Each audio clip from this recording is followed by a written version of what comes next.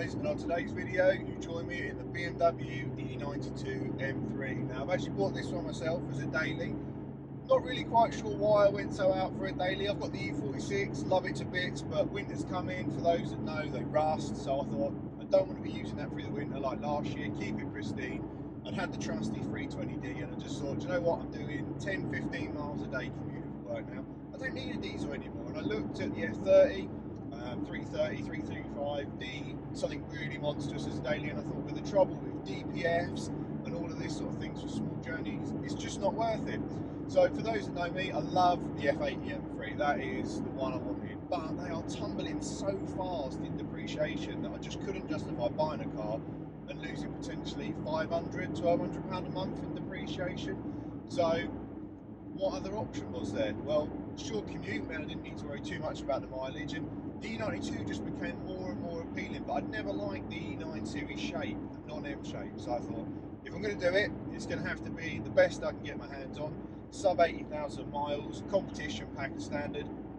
Not too fussed at the time for all the audio stuff and that, but my good friend Matt was like, look, you need to buy a HK with it, which is the Harman Kardon. And do you know what? I'm so glad I did, because it sounds absolutely fantastic. So overall, as you can probably see from the intro, 2011 facelift LCI, which is obviously newer lights, a few little touches, but nothing out of the ordinary from the pre-facelift. Engine power remains the same. Supposedly 420 brake, from what I've seen online, 400, 380 potentially. They're not great for making their numbers. So follow us on the journey of the daily car. Obviously it won't be getting modified like the E46. I told myself I won't go down that route again because it terrifies me. Whenever I take the E46 out, I think something happens to it. To rebuild that car again is going to be such a headache, even though it's all insured correctly. It makes it so difficult when you've got a custom car to replace it to how you had it before. So the big thing I wanted to do, which I've done already, and there'll be a video online, is the dash trims. We're in this like Jewish racing gold colour, just not my cup of tea at all. And every time I got in the car for the last couple of weeks, I just thought I need to either get those painted or I need to get them wrapped. Now, wrap's always been a bit of a funny one, because carbon wrap years ago looked really naff. And do you know what? There's new stuff out now called 6D stuff. You probably can't see it in the video. I've got it on. I have chuffed to bits with it. So there's going to be a video online in the next couple of days with me going through how you do that. And do you know what? I've been really impressed with the quality of how the wraps come along. So yeah, overall, really chuffed to bits with what change that's made to the dash. I guess a lot of you guys are wondering, what's it like compared to the E46 M3, which is a big thing. Now for me, it's a big car and it feels a big car. It feels heavy and the engine's really lively. It does love to scream. 8,200 from a V8. It's almost unheard of to have a V8 rev like that.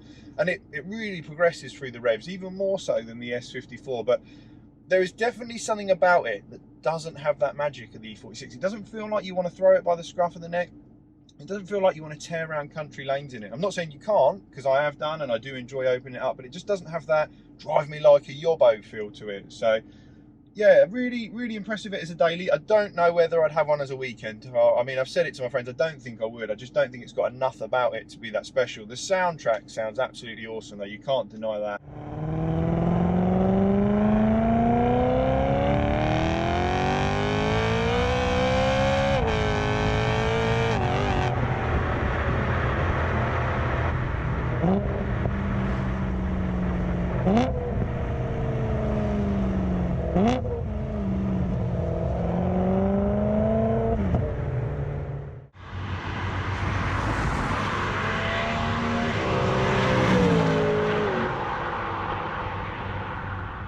The car's had the 2-pipe mod done before. I believe it was by PCW Exhaust, which sounds absolutely fantastic. It just wakens it all up. The only drawback to that is if you live with your neighbours around and you get on with your neighbours, they're probably not going to like you, because the cold start on these is horrendous. It brings it up to 1200 RPM, and the reason for that is to get the catalyst up to temperature, and it does it for about 1.5 minutes, 2 minutes. I quite like it because obviously with that catalyst warm up, it also gets the engine up to temperature quicker, which is nice. And now the two big flaws with the E92 M3 that I'd heard of before buying it and while in the process of buying it is bottom end shells, which unfortunately is a big issue. They fail on these, and when they do, you're looking at maybe 8, 10, 12,000 pounds for a replacement engine, because you can't regrind the crank, and the throttle actuators. So if you are in the market to buy one. Other than that, from what I've seen online, they seem pretty good. Like all cars, you get niggles, things that are going to go wrong. I've heard of stories about the thermostats giving up on them, but to be honest with you, if that goes, it's one of those things. It's an old car. It is, yeah, 7 years old, so it's not a new motor really. Well out of warranty. This example here has got 64,000 miles on it, so from what I've read online, it's worth getting it done before the 70k mark, because I've had a few previous owners on this. I don't know how they've driven the car from cold. It's also been one of those cars that for a lot of people will just buy on lease. So in its first part of its life, do you think people cared about warming it up? They would have thought it's under warranty, put fuel in it, the sooner I'm gone, the less I'm using. So there's obviously that element where if it's not a solid part of the engine, you should certainly look into getting it replaced. So I've got it booked in with Evolve Automotive, one of the biggest one of the biggest BMW specialists in the UK. You know, drop it off. They reckon it's going to take around 2 days and get the new shells in. Now, a lot of people say, oh, you should uprate it, you should put new bolts in it, but to be honest with you, I don't plan to have the car for 70,000 miles. I know I'm going to warm it up correctly, so the plan is standard BMW shells, standard BMW rod bolts, and then like I say, there have been people who have had 100,000 miles out of the standard ones. It all depends how you look after it. So for me, that's warming it up correctly. Once it's off a cold start, don't go above 2,500 RPM, and don't load the engine up. That's the big thing. People go, oh yeah, it's not over 2.5, but I'll still put my foot down to that 2.5. You're putting load on the bearing. So we'll get those done. I'll probably get the actuators done next year as well, because as I say, it's one of those things, if you're out and about and they fail, puts it into limp mode, it'll be a pain in the arse. So really just more maintenance stuff. Initially, like I say, I've done the dash trims, and that has really changed the look. So let's talk about the modifications. Now on this car, as I said, it's got the 2-pipe modification. Essentially what that means is in the back box, there's 2 pipes that cross over each other and they're baffled. And people have discovered that you can open it up from the inside, delete sections of it, and then once that's done, you can take them up so the baffle effectively is no longer working. So it's a straight through section, and they do it in the 1.5, 1752, and I believe that's the sections of the exhaust that are the baffle is essentially closed up on. And it does sound really good. It makes an epic noise, even when cold, but when you're flat out,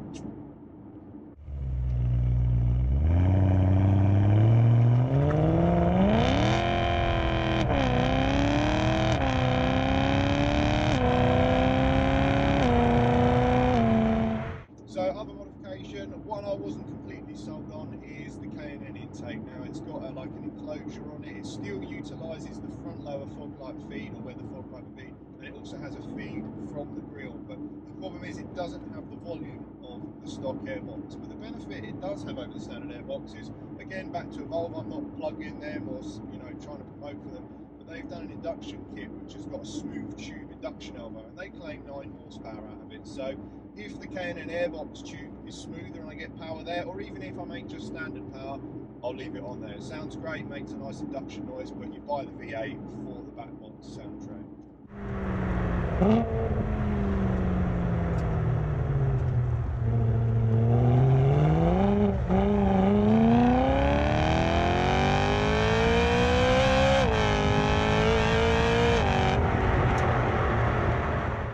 So in the cabin, as you can see, it does feel a lot more grown up over the E46. It doesn't feel as well built as the F80, but as I say, time's moved on. Obviously, that you can't compare it directly to. It's just another generation. Technology's moved forward. It feels very grown up inside. It feels a lot more civilized. The sound deadening's a lot better than the E46. Obviously not always a good thing, because you lose that rawness, which is nice if you're on the motorway and you're just cruising along with Harman Kardon on. It sounds absolutely fantastic. We did a day, me and Matt, where we took the E46 and the E92 out on its last run, just so I could have sort of back to back with the cars to see how they felt compared to each other. Do you know what was really funny is we just picked this up and we were both fighting to get back in the E46. And I'm not saying that it's an outright better car, it's just more of a fun car for driving the UK roads. The power's balanced, the chassis is nimble, it wants you to throw the tail out and get a bit sideways in it. Whereas in this, it just feels a bit more grown up. And on the modification side of things, it's something I'm going to address, is I think it's going to need better tyres. It's got Pilot Sports on it, the Michelins, which are good, but they're just not great. They don't fill you with confidence, especially like this weather where it's wet. It's just not a pleasurable experience. The electronic damping on the competition pack is fantastic. It really transforms the ride. Like now I've got it in comfort, cruising down the A30. put it into my pre-em setting where everything locks up, go into manual mode, and it's absolutely fantastic. So I really like the electronic suspension side, and that also brings me on to the M button. Now the M button is something I wish they'd done on the E46, because I find myself driving and think, oh, nice bit of road, knock it over into sport, or if you're already in manual, you think up on the gear shift speed. But on this, a click of a button, you go from being your civilized slow shift mode 2, soft suspension, soft throttle response, to just banshee mode, which is awesome. And then as soon as you finish that strip of road, press the M button again, drops back into auto, and you're sort of getting your 18 miles to the gallon cruising again. That's a good thing. But yeah, that's really cool. One of the things I don't like on the interior is the seat position. The seat's really comfy, but you feel really on top of it, which I don't know why this doesn't get noticed more. M cars don't have that magical snugging thing. The standard E46 one, as you guys probably saw on the video where I installed the Recaro CSs, transformed it, and I was tempted for the winter to put the Recaro CSs in this, but I thought, you know what, I actually quite like the heated seats. So one option I've looked into is fitting the M4 seats, but the problem is I don't know whether that actually gains you any height, because you get the M logo, you get the tilt forward, because obviously the F80 M3 is a 4-door, so you're not going to have the switch forward option from memory. So you can also benefit with the M4 ones, because on the pre-competition ones the logo is just M that lights up, whereas on the competition ones it does say M4 from memory. So I'll look into that. That's something that you guys may see a video on. If I can pick a set up, they look like they're going for about £1,500, and obviously it does give the car a bit more of a special feel, because they're quite standard looking seats. They're not particularly amazing looking. They are high, and I've been advised that the LCI, the facelift ones, actually sit a little bit lower than the pre-facelift, so I dread to think how far back I would have to tilt the seat to get it to the height I want it, but then I'd be compromising on my driving position, or back in the car. So yeah, lots of things to come for it. As I say, I've done the dash trims, which I wanted to do. I want to do the bonnet vents around, just little jobs for the first couple of months, and then next year I'll take the wheels off, because I've got the competition wheels as standard, have them painted gloss black, so it looks absolutely lovely with the carbon roof, carbon splitters, carbon spoiler, and yeah, just enjoy driving it. Get a set of 4S's on it, and then like I say, it will be the daily. I need to work off some Christmas weight, so I'll probably be cycling a bit anyway, so I don't have to use it every day, which is nice to work quite close to home now. And yeah, follow us on the adventure over the next couple of months. We'll be doing more reviews on the car, obviously living with it 6 months down the line. But first impressions are great little package if you're looking for a good daily and something that's also incredibly fun. Surprisingly, not as bad on fuel as I thought. When I bought the car, I thought, yeah, I'm going to be putting 50 quid in it every time I take it out. It's a V8, it's 4 litre. But I'm actually managing like 300 miles to a tank average. I mean, if it's all around town, 260, and that's better than that bloody RX-8. That thing was shite, absolute shite on fuel. I think I was getting like 200 and something miles to a tank on that. Absolutely disgusting for a 220 horsepower. For those that have seen that video will know I didn't particularly like the car. And the Owners Club also decided they didn't like the video. Well, sadly, it was a shit car. But anyway, story for another day. So the M3 is here to stay for the foreseeable future. If F80s keep coming down in price 2 years' time, I might go to one. But after hearing the sound of the F80 more and more, it puts me off. It just sounds like a lawnmower. I can't work it out how they got it to sound so crap for an M car. It's never a noise. I mean, don't get me wrong, it's not horrific, but it's not a sound you sound back and go, yeah, nice. Especially like this when it fires up in the morning. So yeah, who knows what the future holds. Obviously I say I'm not going to do a lot to it. That would be a lie, I'm sure. For those that watch the channel, I can't leave anything standard. So yeah, stay tuned guys. Obviously more just an intro to the car.